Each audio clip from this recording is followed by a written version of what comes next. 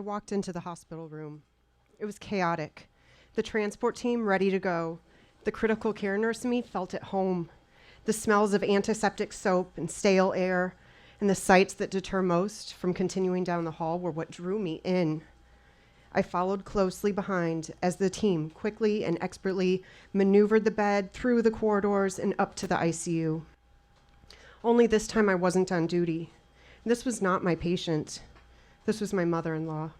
This was someone I loved.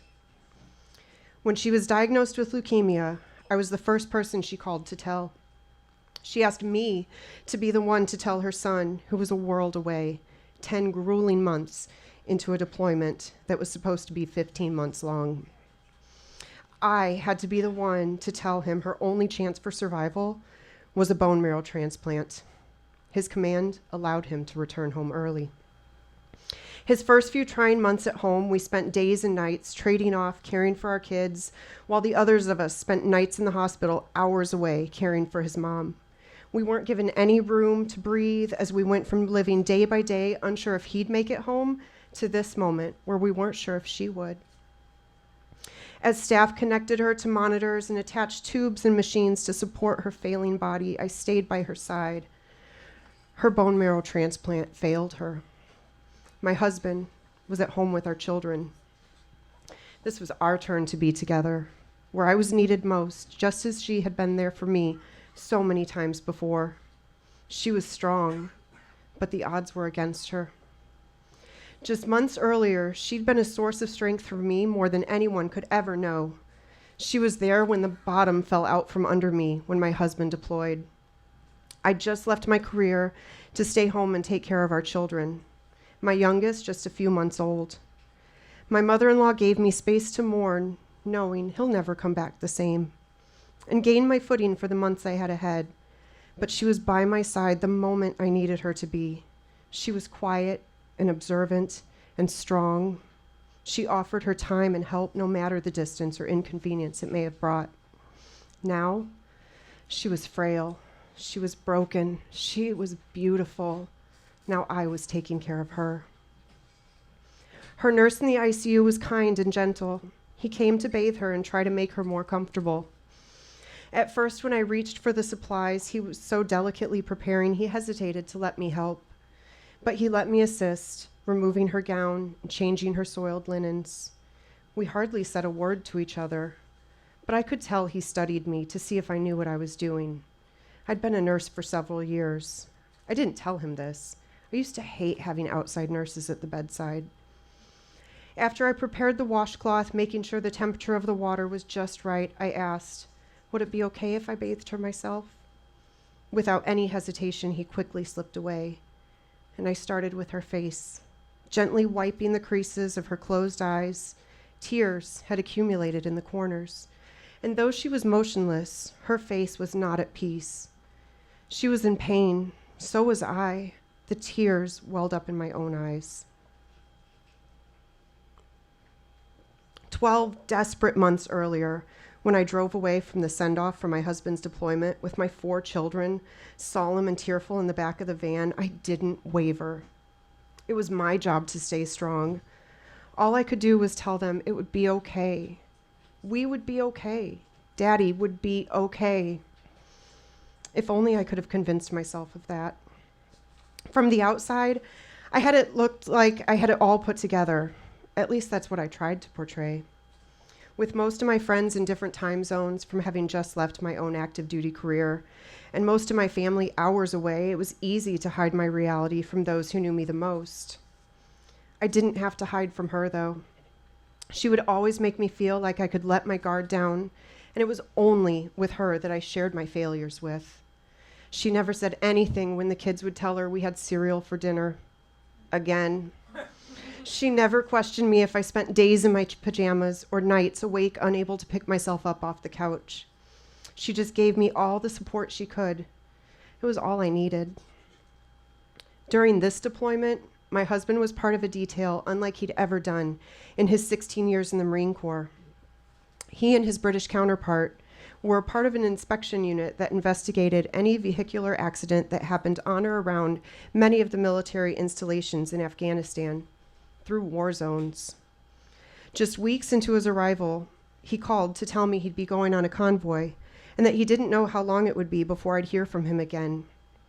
Before we could say our goodbyes, he was cut off, but not before I heard the sound of an explosion saturate the empty sound on the line. I slumped to the floor. After that, I don't remember.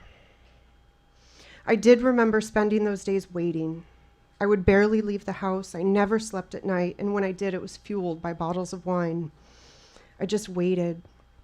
I waited for anything, a call, an email, something. Sometimes I even waited for a knock at the door from his command, where men would come to tell me he would never come home, because I never knew if he would. In those moments, when silence from his end seemed to go on forever, my mother-in-law would always be there with me. She would pick up where I would leave off with the kids when I felt I could no longer continue with frustration or exhaustion or anguish I felt so often trying to parent on my own. She would give me respite. She never made me feel like I wasn't doing enough. She took care of me, even when I didn't know I needed her to. A few more empty months in, he called from his satellite phone. Before he could even speak, I knew something wasn't right. He rarely called me when he was outside of the wire, which was the only time he would use his satellite phone. He was at an investigation site near a village, waiting for the all clear to return base onto the caravan. He described the scene to me in horrific detail and ended the list of casualties with the name of his British counterpart. Just a flip of the coin. The call could have come from the Brit. When I was on the phone with him, I couldn't let him know how this made me feel. I didn't want him to feel like I couldn't handle it or that I was too weak. I could tell he was smoking on the other end of the line. We'd both quit a few years before we had our children. I scolded him. The line went silent. Our connection lost. I cried. Crying was something I seldom let myself do during these lonely months, especially in the presence of others. But I couldn't hold back anymore. She was next to me. All she said was, "Is he okay?" I shook my head. Yes. And we just sat there, together, in silence, waiting for the phone to ring, but it didn't, not for days. I began to wash her neck and chest, lifting the tubes and the wires from one side to the other. I watched the rhythmic movement of her lungs filling and exhaling with the air of the ventilator. The steady beats on the monitors and the pumping of the IV pole filled the room with sound, drowning out the silence. 3 lonely months earlier, he was given 10 days R&R. We'd planned to go to Tahoe for the week. His mom came with us. And just like always, he insisted on being in the driver's seat the whole way there. We were all loaded up in the back of our minivan with our bikes strapped to the back. It was dark.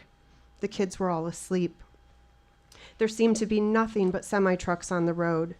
And as we were being passed by one, we were nearly boxed in. He began to white-knuckle the steering wheel and hug the shoulder closely. I could see the focus in his eyes. I tried calling his name, but he didn't respond. He wasn't the same. He wasn't in this moment as he drove 75 miles an hour, hugging the shoulder of the road. When he finally pulled off at the next exit, he immediately got out of the car and walked away. I didn't follow. My kids still sleeping in the back seats, his mom sitting right behind me. She placed her hand on my shoulder. I reached for her hand, and we sat in silence as he paced the side of the road. I washed her arms, her shoulders down to her hands, being sure to keep her covered and warm as I washed one side then the other. I reached for her hand. I didn't want to let go. I knew she wasn't going to recover. I knew I wouldn't have her by my side again. She was dying. The thought of having to go through the next deployment without her terrified me. When my husband came home early to be there with his mom, there was no preparing for what he had ahead. His mom, by this point, was in and out of the hospital receiving treatments leading up to her bone marrow transplant. Having him home was such an unfamiliar feeling to me. He was still there. He never came back alone before without his unit. He didn't really come back. I was waiting for him to go. Before her final hospitalization, she stayed with us, in between her treatments.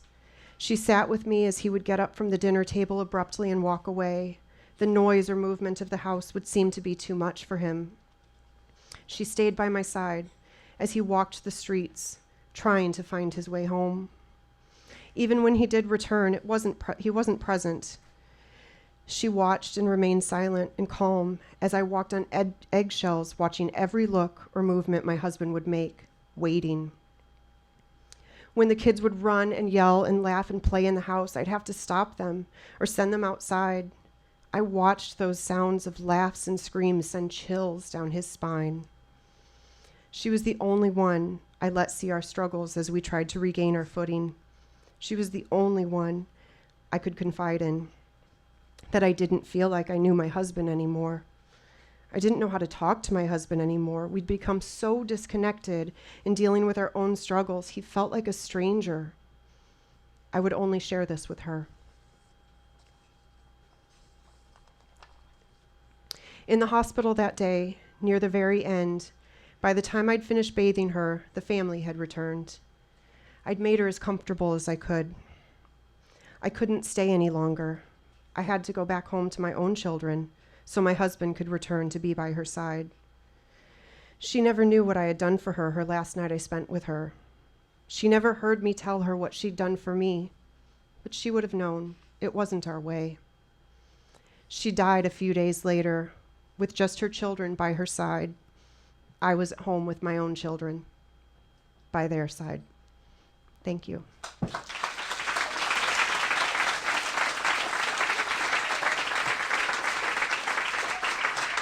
That was Michelle Kerouac.